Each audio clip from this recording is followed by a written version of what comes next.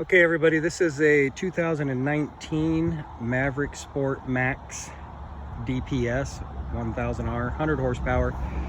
I decided to go with this one mainly because all I do is trail riding, and this one has the 60-inch width, which makes it pretty easy to get into any of the roads around my area. I decided to do this video because when I bought mine, and to this date, there's really no videos on YouTube that show many accessories. You know, you look through the magazine or the Can-Am book, which will scare you just with the prices, but you don't know what they're really going to look like or how they function on the vehicle. So I've kind of done this one up quite a bit, probably more than my wife would like, but it's done. It took me about 2 weeks to do it. I tried to do it as clean as I could, drill in a few extra holes, pulling wires through the frames and things like that are really tough to do. Some wires to pull would take up to an hour, hour and a half sometimes, and a little loss of hair. But anyway, so I went with the OEM roof, which fits the best, and I went with the Adventure roof rack. We're gonna be doing some camping and stuff like that, so I went with that, which I think it looks great. It fit perfect. One thing I can say about Can-Am is if you do buy their factory stuff, the holes match up absolutely perfect. You're not fighting anything. You drop it in and the bolt falls through. It's nice. It's already set up for a 39-inch LED light bar. I didn't go crazy. I'm not rich, and I didn't buy the $700 and $800 light bars. These are an Amazon light bar. I bought it as a kit, 39-inch in the front. It's plenty bright. When it goes bad, I'll throw it in the trash and order another one. It does have mounts in the rear also, but I kind of did my own mounting and tucked them up underneath so they don't get bushwhacked. Those are plenty for backing up. I did add what they call a storage box, which if you go online and look at Can-Am, it looks huge in the picture. Well, it's not. I'll turn it sideways. It's literally a toolbox, but it does function very well. Before, I had a box with some tools in it that I had just a tie down on, and they were bouncing all over the place. This thing has plenty of room in it for what you need. A spare belt, some tools, a small air compressor, everything you need you can fit in there. Tire patch kit, and it actually fits really nice, and it's snug. It doesn't bounce around back there. I went with the Can-Am net in the back after our first trip out. Definitely the reviews are definitely true. This thing wants to throw everything in the back seat, and since usually it's going to be me and my buddy up front and our wives in the back, I don't think it would take very long before it was me and my buddy in the back and my wife and her friend up front, because it just flooded it with mud. So after putting that on, that pretty much took care of that. Also, I added the extended 2-inch fender flares from Can-Am. They went on absolutely in 20 minutes. Fit perfect, look awesome, and no more slinging any mud inside the vehicle whatsoever. It took care of the problem completely. I went ahead and custom built a mount for my spare tire that goes down into the hitch, because there is a mount for it up there, but that size tire right there, and later on probably some 30s, it took up all the room on top. There wouldn't be any room up there for anything that we wanted to do for camping. So I went ahead and took that and built something at work, and it works great. Use the 3-point strap down harness on it. It's solid as a rock. If I ever decide to pull a trailer, I can go ahead and mount it back on the roof. Went with the Can-Am supposedly no scratch, or at least scratch windshield, which out of the box had scratches. That will be gone shortly, at least by next season. This season's about up for windshield. It's about ready to come out. We're starting to get warm here in Southern Oregon, so that'll go away, and I'm going to go with the full glass windshield that folds down. It's just going to be much better with the hand wiper on it. Okay, I went with the winch. I put the winch in. I'm not rich, didn't go with the Warren winch for $700 or $800 or whatever they are. I went with the $69 Badland winch from Harbor Freight. I bought the Harbor Freight adapter plate for it for $6, not the $90 one from Can-Am. It mounted up absolutely perfect, wired up super simple, and I changed it over to the nylon rope. The actual guide doesn't fit perfectly. You can easily, and it still looks nice and clean, you just re-drill the holes, or you can even order a bigger one that would fit. It's not that hard to order one on Amazon. Once you get inside, I went ahead and upgraded all the seats to the 4-point harnesses. I went with the Aces harnesses, mainly because they looked good. I know they would work just fine. I like the automotive style latch. I don't want to be messing with all that racing crap. So went with these. They were $132 for a pair. So they mounted up just perfect in the vehicle without any problems. It was a bigger problem getting the factory stuff out, but got that done. I didn't go with buying the $195 or whatever it is bar for attaching those. I went ahead and attached them to the regular grab bar. Haven't had any problems since. I don't see there gonna be a problem. I don't do 100 miles an hour and jump mountains, so I don't foresee anything major going on. I haven't really done a lot of research. I'm not sure why you have to buy that bar. I would assume it's because it raises this up probably another 2 inches, which brings the harnesses in a little higher on your shoulders. But truthfully, these seats are so nice and low, and the way you sit in them, these are already below your shoulders anyways, unless you're 6'8", and I'm not, so I don't have to worry about that. I went with the Can-Am mirrors. Those things are perfect. They work great. They don't fold down and jiggle around when you're driving. I can't say enough about the Can-Am stuff. It's perfect. It works great. It doesn't have any problems. I did go with the device holder, which is nuts. I wish there was more aftermarket stuff. The X3 has everything on the market. You can get that for $39 for the X3 aftermarket, but of course they don't make one for ours, so you end up paying the $159 for a big piece of plastic that does really nothing but hold your GPS. This GPS is a TRX7. This is a very rugged GPS. It works great for all the off-road maps and everything. I love it. It works great. The only thing is, it does have this pop out on the back side of it that makes it barely fit in the device holder.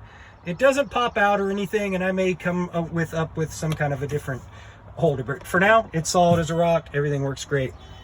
I went with the dual batteries, mainly because I have all these accessories, and I was having a little bit of a battery issue, so I went with the dual batteries. I did add this readout here that goes in one of your knockouts, and it shows what the main battery is and also with what the auxiliary battery is.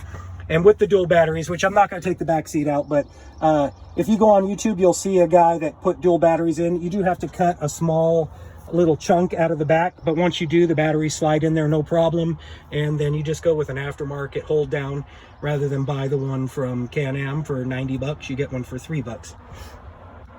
I did because I'm a sissy. I put seat heaters in all 4 seats. They are Tusk seat heaters. I ordered them through Rocky Mountain ATV. They were like 39 bucks each. I'm not a professional YouTuber. I don't get anything for any of these things that I'm showing you. I will tell you one thing about Rocky Mountain ATV. If you can find what you're looking for, even if it's a Can-Am OEM, buy it from them. It's usually $20 cheaper. And if you buy it off of Amazon or eBay, you're waiting 3, 4, 5 days, especially with this COVID thing going on, maybe a month. But you can get free shipping from Rocky Mountain for, I think, over $75, which pretty much everything you buy is over $75. And then I even wanted my fender flares for the weekend, and it was a Wednesday. I paid, I think, $15 more, and they overnighted them to me, and I had them the next day. Awesome. I've ordered oil, air filters. They send you some emails. I got oil filters for this thing for 50% off. It's awesome. I'm pretty happy with them. So if you can order for them, great. If Amazon, I ordered the roof and a whole bunch of things from Amazon, and I am not knocking them, but you know, the Amazon Prime thing is out the window right now. If you need it, Rocky Mountain will get it to you. I went with the Nut V4. I'm sure that you can, you've seen the YouTube videos on them. I saw the reviews and everyone was talking about them. They were decent. I only bought this system mainly for when we stop and we're having a beer or something and we want to listen to music. It works fantastic. I have no problems with it. It syncs up to my phone instantly. I did buy the overhead console because when you buy this roof, it comes with some funky big giant bracket that's just staring you in the head. And you don't have enough room for all your goodies here since you have your sport mode and your four-wheel drive. I do also have the intercom system by Rugged Radios. I'm pretty happy with that. Crystal clear, works exactly the way they said it would. I don't have any problems with it that other people that said they've had, you know, engine noise and things like that. Well, most of those people probably just didn't install it properly. They're running them next to power wires or something. You got to be real careful when you're installing it to make sure that wherever you're running and that you come back to bring it back to where you're going to plug it into your helmet, you're not running down some major 12 volt power source that's got engine noise. So got to be careful there. So here I just put a switch in that I can turn everything here. I turn on after the accessory switch is on, so nothing can be left on and drag down a battery.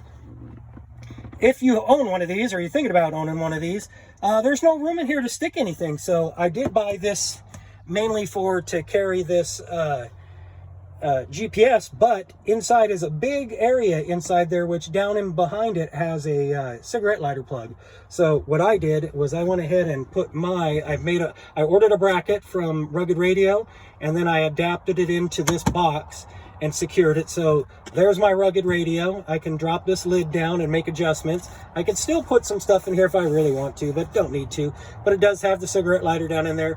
So that's what I'm using at all times to come down in here and charge my GPS. But you can always drop that, adjust your Vox and your volume. I went ahead and put this in for my music, which comes down to this funky little thing that nothing will ever go in there. I don't know what it's even for or why they did that. They would have been better off just leaving that flat. It's ridiculous. So I went ahead and bought this little 3mm plug that basically is a female male. So I just plug my phone into that, and then it goes up and it plugs into the radio, so I don't have to drag it through any holes here. So up here, you basically have here's a dome light. I put a dome light in. I forget the brand name of that thing, but I'm telling you, that thing is bright as can be. It went in nicely. It's nice. I wish I remembered what the brand name was. I did find it on Amazon, and it was shipped out fairly quick. All in all, it's only got 90 miles on it, but this machine does everything that I want it to do. It'll pull any hill with 4 people in it. It gets great gas mileage. You'll see some reviews on there that the gas gauge is horrible. I agree. I even took it to the dealer, and basically I ran it till the light came on, the gas light came on, and I was almost done for the day, so we cruised back, loaded it back up. On my way home, we went ahead and stopped and filled it back up, and it only took 5 gallons of a 10-gallon tank, so that's horrible. So basically, you just have to kind of know how many miles you're out there and what you're doing, because I don't know how accurate they are, and other people have complained about them too. That's about it. For this, I mean, I like it. It's great on the trails, and like I say, plenty of power. First trip out, we went out and found about a foot deep of fresh snow, and it plowed through that snow without any problems whatsoever. It was a blast. We didn't have a windshield in it at the time. Froze ourselves to death. That's why I ordered the windshield. And we went out this weekend, and it was about 73, 74. So it's about time that windshield comes out, because it was hot in that cab with that windshield there. You just don't get enough airflow, and that's why I'm going with the windshield that folds down. That way you're not taking it in and out. Even though these just clip in, they're so simple to clip in and out without any problems whatsoever. So that's it in a nutshell. I did get with the center storage bag from Can-Am. That was like 90 bucks, and it's a must. There's nothing back here. If the girls or anybody else want to have their sunglasses or their little whatever, there's makeup, whatever, there's plenty of room in this thing. It is waterproof. You can even put some drinks in there probably, if that's what you want to do. Cup holders are pretty cool. You can see where I mounted the rear seat heaters. I went ahead and trimmed those holes and put them in myself. The wiring, like I said, took me about 2 weeks to do all the wiring, and that was working on it every day after work and Saturdays and Sundays for a couple of weeks.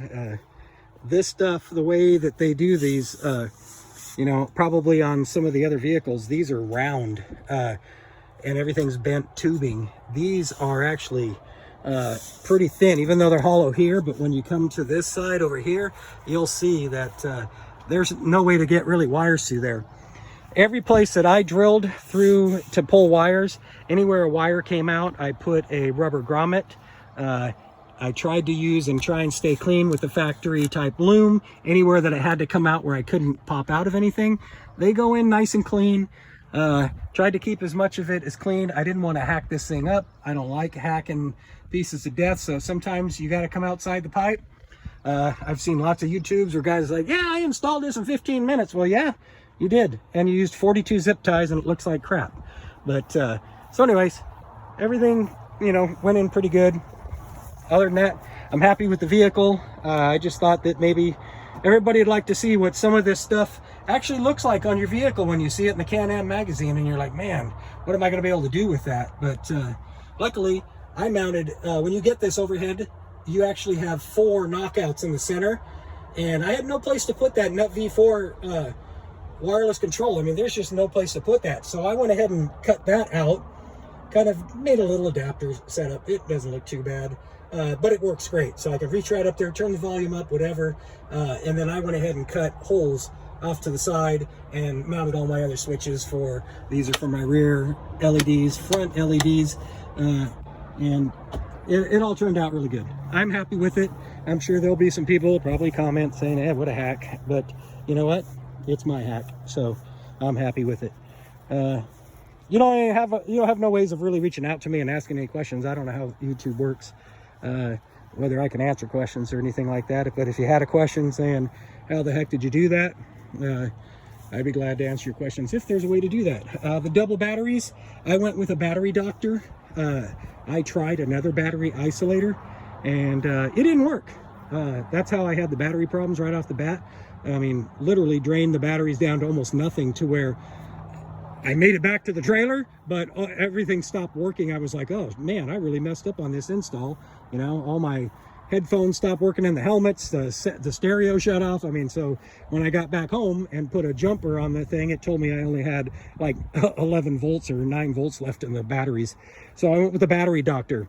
Thing works pretty nice, and I'm not going to pull the cover off the lower seat. Everything's under there. The battery doctor is under there. What it does is you start the vehicle. It makes sure that the main battery is charged to like 13.6 volts. As soon as it sees that the main battery is fully charged, it goes ahead and makes a connection on the relay, and it starts charging the auxiliary battery, and then it'll stay that way. As soon as you shut the vehicle off and you turn the accessory on, like you want to listen to the stereo, or you just stop someplace and you got the lights on or something, it senses that there's a draw on the system, and after about 10 or 15 seconds, it opens that relay, and it only allows everything to be run off of the auxiliary. Now that's up to you. I ran every single piece of this, every stereo piece, every LED light, everything, off of the auxiliary battery, except for the winch. That goes directly to the because you're not going to use that thing very often. If you are, then you're an animal. So you should wire it directly to your auxiliary. But so I did that. So everything else, so no matter what, when I shut that off, if I ran that battery down to nothing, as soon as I turn the key on, it's going to make that that relay, and that brand new fresh battery that hasn't been touched is going to fire this thing up and get us home, and it'll start charging that other battery. So this is it. 2019 Can-Am Maverick Sport Max with the adventure roof rack, with the battery, with the spare tire on the back, That's my own custom little thing. There is something on eBay that I kind of got the idea from, but all the comments were, all the welds break, they crack, it's a piece of crap, the tubing's thin. So I went and I used actual drop hitch material. It's solid as a rock, it's not going anywhere. If that thing flings off, I'm not in the seat anymore either. So it is what it is. So that's it. It's a little sunny on this side, but that is it. Maverick Sport Max. Hope you enjoyed the video. It'll be my last one. This isn't anything I do. I just want to go riding, but I knew I couldn't find anything online that showed me any of these accessories or what you could do with it. I think this thing's maxed out. I do want to go with the 30s, not because of really a clearance or anything like that, but you can always have some more clearance. Like I said, I've had 4 people in it, and I've drugged the skid plate quite a bit over some real bad whoop-de-doos that the two-wheelers have dug in the ground. No big deal. Those things are slippery. That's what it's designed for. But if you could put a 30 on it, I'll wear these big Maxes out first, because there's no reason to change them out right now. But I'll go to a 30. I'll probably leave them on the stock rims, or maybe I'll get some bead locks. You know, whatever. Save up for a Christmas present. But anyways, folks, hopefully you enjoyed what I showed you. Everybody already knows how the videos that show people on trails and stuff like that, you know, that's kind of boring. You don't get any real information out of it just watching them roll down the trail. If you own one, you've already done that, but you might be wondering what you can do and how it looks. So all right, have a good night. Bye.